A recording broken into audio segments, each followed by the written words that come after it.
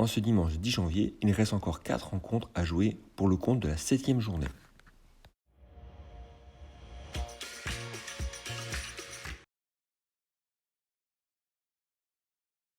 Stadium municipal d'Albi, à quelques jours du retour de la nationale avec 2 joueurs jaunes et noirs.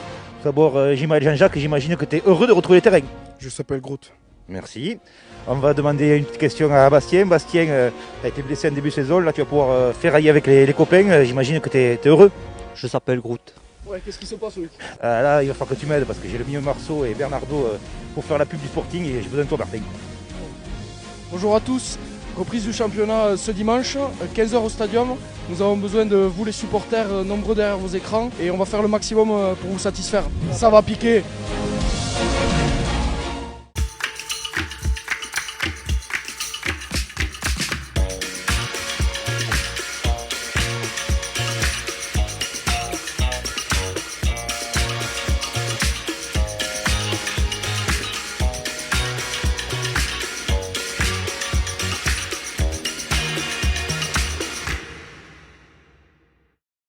Il y a des débuts de journée qui piquent plus que d'autres. Bah, ça permet de se réveiller. Mais après, maintenant, on est habitué. Ça fait de petites larmes et puis c'est bon. 7h45 ce matin, le test PCR, passage obligatoire pour les rugbymen de Bourg-en-Bresse. Ils ne pourront pas reprendre le championnat dimanche contre Suresnes si 3 tests reviennent positifs. Un match forcément attendu après 2 mois sans compétition, même s'il faudra faire avec le huis clos. C'est particulier parce qu'on ne l'a jamais vécu et on va pas se mentir, on joue aussi pour cette ferveur populaire, surtout qu'on a de la chance à Bourg, c'est peut-être un des plus beaux publics de notre championnat. Donc ça c'est sûr que c'est quelque chose qui va nous manquer. C'est que partie remise et on prévoit un très beau printemps où on pourra tous se venger de tout ça. On va faire un rapide briefing. Alors, rien n'est laissé au hasard dans la préparation. Musculation, vidéo, mise en situation, tout est soigneusement planifié. Ok, le premier maintenant, pas sauter sur le troisième, redoubler avec le deuxième. Depuis octobre, des matchs ont été annulés et le calendrier remanié, mais pour le coach, cela ne change rien. Ce qui est important, c'est de retrouver le terrain, la compétition. Je crois que les joueurs, ils ont énormément envie de retrouver cette adrénaline, un petit peu de jouer des matchs. Voilà, s'entraîner, c'est intéressant, mais pour eux, ce qui est plus important, et pour nous, c'est le match, c'est la compétition. Un match contre le co-leader qui sera déjà décisif. Les Violets ont pour objectif de se hisser en Pro D2, là où ils auraient accès à des droits TV plus conséquents pour sécuriser les recettes du club, mises à mal par l'absence de public.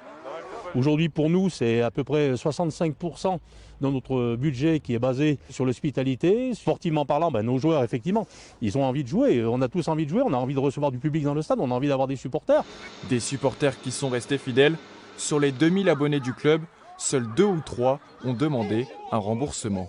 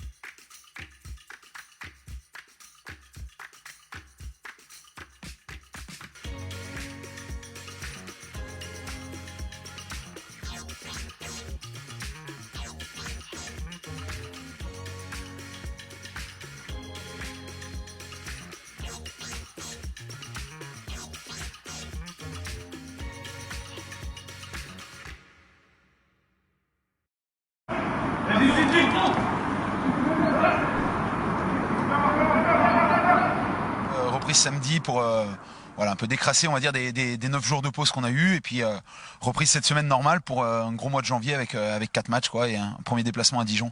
On a repris samedi, on a fait un bronco lundi, donc compliqué, mais au fur et à mesure ça revient voilà, on va être prêt pour jouer dès ce week-end contre Dijon.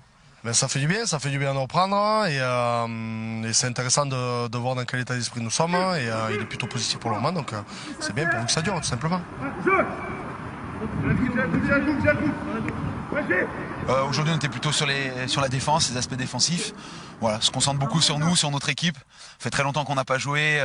Les équipes en face auront modifié des choses aussi, donc on se concentre beaucoup sur nous et voilà, remettre un peu du lien entre tout le monde parce que notre dernier match remonte je crois le 11 octobre à Bourg-en-Bresse.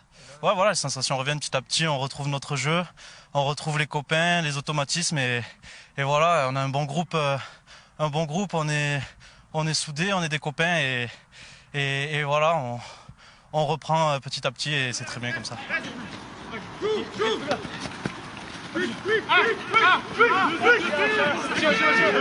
On a travaillé une opposition réelle, une situation de match avec l'intensité match.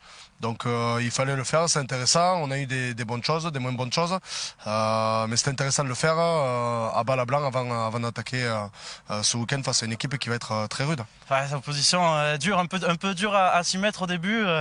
Pas trop chaud, tout ça, mais après 5 minutes, c'est parti, tout le monde est à 100% et voilà, c'est ici aussi qu'on gagne sa place pour jouer les week-ends au match et donc voilà, obligé de s'y filer parce que tout le monde veut jouer ces gros matchs, quoi. Bon, déjà on est très content de se projeter sur des matchs de rugby avec un gros mois de janvier. Voilà, il y a une situation pesante autour de nous pour tout le monde avec cette pandémie, donc on est très content, beaucoup d'enthousiasme, quoi. Voilà, retrouver les vestiaires, les matchs, et puis un très gros match contre Dijon, qui est une équipe à un très gros potentiel, puis qui pour le moment donnait pas la pleine mesure, donc on sait qu'on sera très attendu. 4 rencontres avec 3 semaines et demie de préparation, avec 9 jours de vacances. C'est sûr que on appréhende un peu, mais après on s'est préparé pour.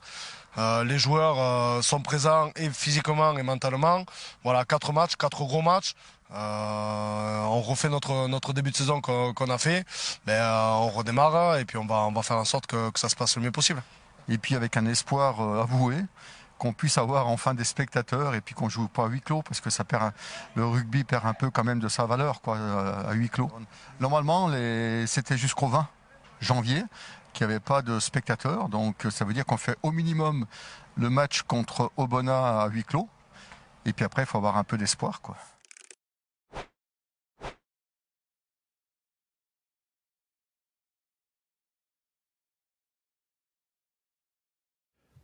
Par la communication, aujourd'hui il y a des moyens,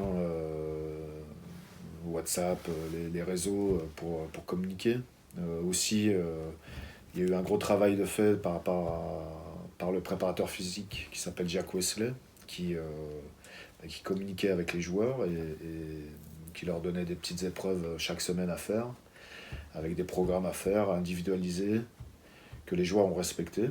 C'est pourquoi, lorsqu'on a repris au mois de décembre, il y avait du contenu au niveau des joueurs. On voyait qu'ils ne s'étaient pas laissés aller et qu'ils avaient été professionnels durant ce mois de novembre. Pour moi, il est idéal. Voilà. Ah ouais? C'est vrai? Ouais. Oui. Je veux dire, voilà, on le sait. C'est pas un sport en salle, quoi. On sait que c'est un facteur. Je veux dire, le plus dérangeant, c'est le vent, la pluie. Après, le froid, je pense que les joueurs préfèrent jouer dans un froid sec, où le ballon peut circuler, que jouer sous la pluie et sous le vent, parce que le jeu est restreint et il y a moins de possibilités de faire circuler le ballon, ou le faire circuler différemment, en tout cas. Est-ce la meilleure équipe à jouer en hiver?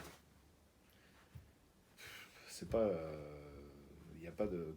Toutes les équipes...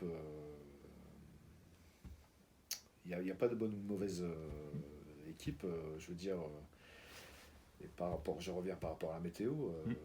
La météo, elle est présente pour les deux équipes, et c'est celui qui gérera le mieux, en tout cas. Après, je ne suis pas du parti à regarder les autres équipes. Je suis plus parti à regarder mon paillasson et voir comment il se comporte, comment on travaille, comment sont les joueurs, et c'est ça qui est important, plus pour moi. I'm a keep it going, that ain't nothing that going, that ain't nothing, keep it flame on max. I'ma keep it going till there ain't none left. Going till there ain't none. Keep the flame on max. I'ma keep it going till there ain't none left. Going till there ain't none. Keep the flame on max. Keep the flame on max. Keep the flame, keep the flame, keep the flame on.